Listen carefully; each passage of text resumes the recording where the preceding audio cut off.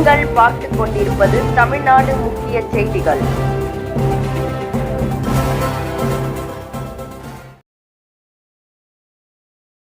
வணக்கம்.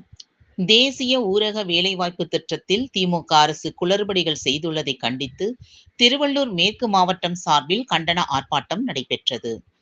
திருவள்ளூர் அடுத்த கடம்பத்தூர் ரயில் நிலையம் அருகே அனைத்திந்திய அண்ணா திராவிட முன்னேற்றக் கழகம் மற்றும் திருவள்ளூர் மேற்கு மாவட்டம் மற்றும் தேசிய ஜனநாயக கூட்டணி கட்சியின் சார்பில் திமுக அரசை கண்டித்து அதிமுக முன்னாள் அமைச்சர் வி. ரமணா தலைமையில் கண்டன ஆர்ப்பாட்டம் நடைபெற்றது.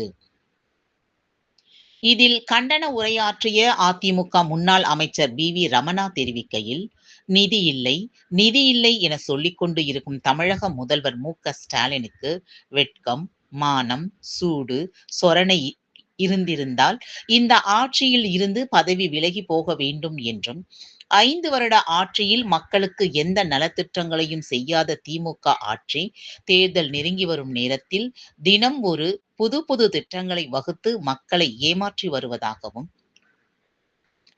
தமிழக மக்களை தலைகுனிய விடமாட்டேன், நிமிர விடமாட்டேன், குனிய விடமாட்டேன் என்றும், கட்டிப்பிடித்துக் கொள்வேன் என்றும் பொய்யான வாக்குறுதிகளை அள்ளி விடுகிறார் என்றும், தமிழகத்தில் எங்கு பார்த்தாலும் சட்டம் ஒழுங்கு சீர்கேடு, கஞ்சா போதை பழக்கம், மகளிருக்கு பாதுகாப்பு இல்லை எனவும், கனிம வள கொள்ளை போன்ற கொள்ளையடிக்கும் குரூப்புகளுடன் திமுக ஆட்சி செயல்படுவதாகவும், இந்த ஆட்சி இன்னும் 2 மாத காலத்தில் மக்கள் முடிவு கட்டி வீட்டுக்கு அனுப்புவார்கள் என கண்டன உரை ஆற்றினார்.